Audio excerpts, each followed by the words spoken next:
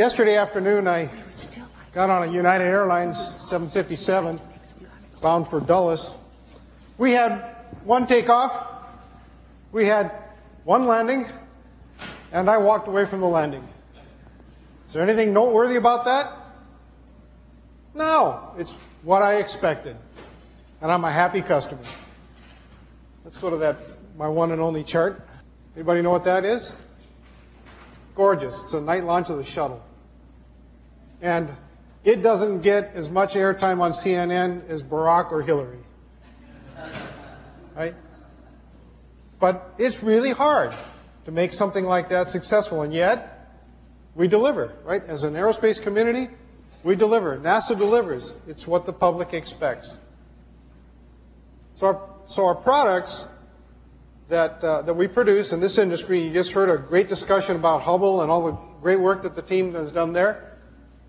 They work the vast majority of the time exactly the way they're expected to work. And that's a credit to all of you in this room. It's a credit to everybody in this industry. And it's what the public expects. It's what the Congress expects.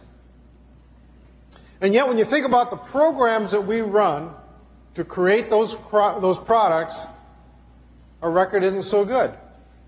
Cost overruns, schedule extensions, and things like that are kind of normal, not only in our business, but in other projects too.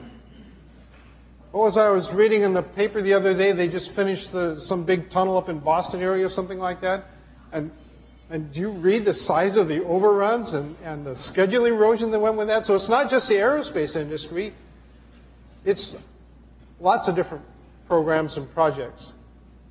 And so about 10 years ago, Boeing looked around and said, you know, we've got some programs that are going really, really well. Development programs, production programs, sustaining programs. We have some programs that are kind of doing okay, not great, but they're doing okay. And then we have some train wrecks.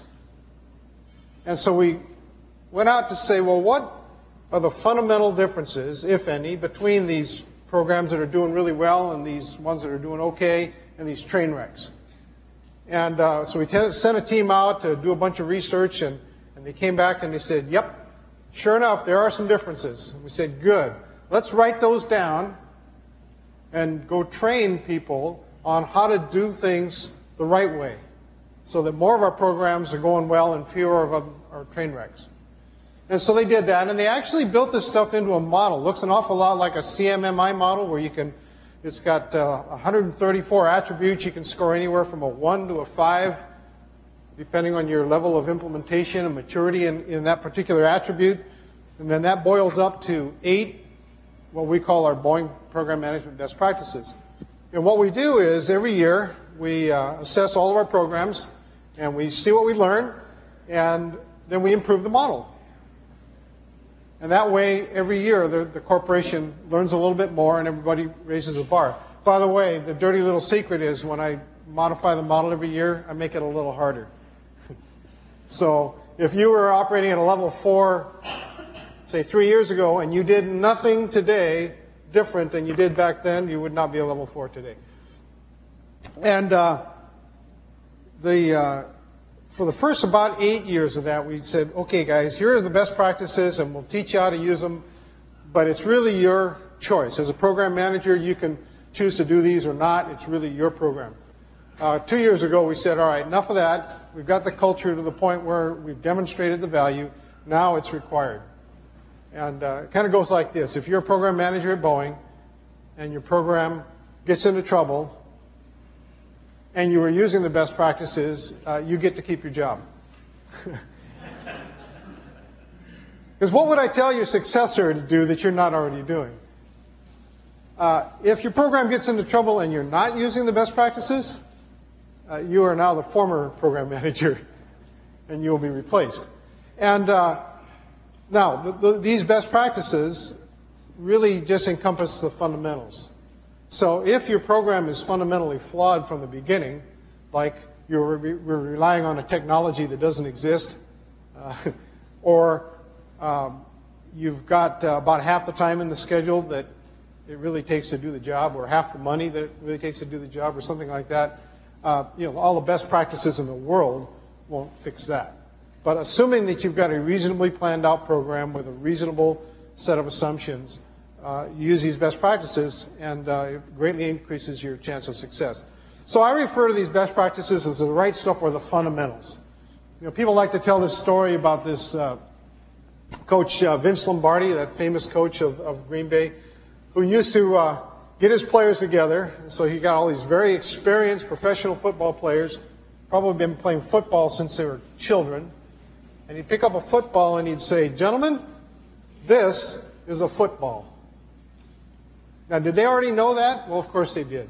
But then he would take it from there and he would drill them on the fundamentals, because Coach Lombardi knew that in order to succeed in a game of football, you had to master the fundamentals.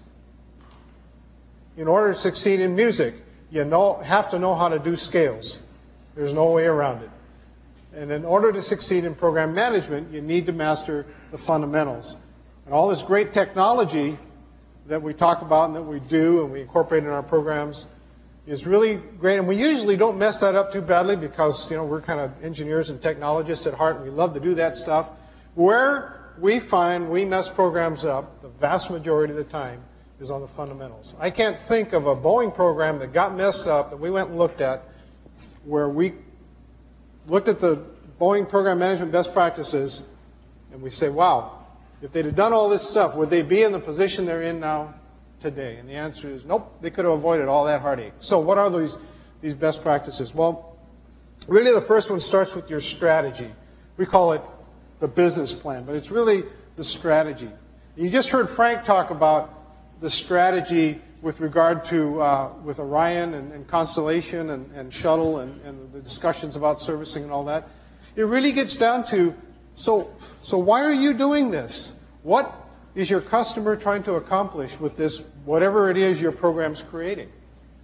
And you can hear the discussion about, well, you know, should it have cargo capability or not? How much? Well, it kind of depends on what you're going to use it for. That's the strategy. It's the why are you here? What need are you trying to fulfill with your program?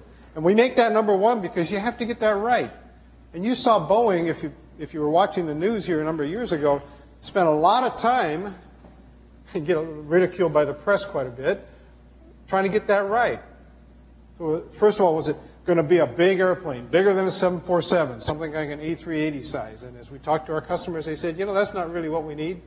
Yeah, we'd buy a few of them, but that's not really what we need. So we said, well, great, we got all this technology, composites, propulsion. How about an airplane that goes really, really fast? Almost supersonic, but not quite.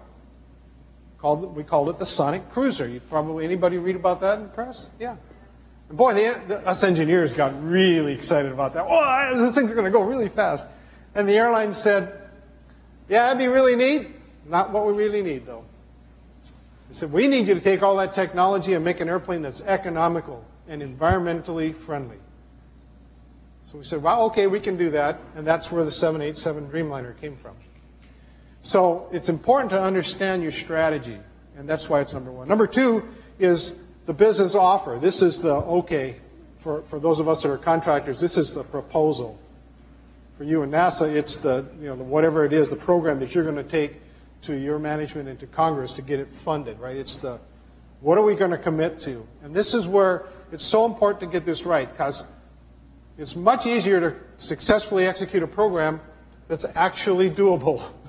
That sounds so fundamental, doesn't it?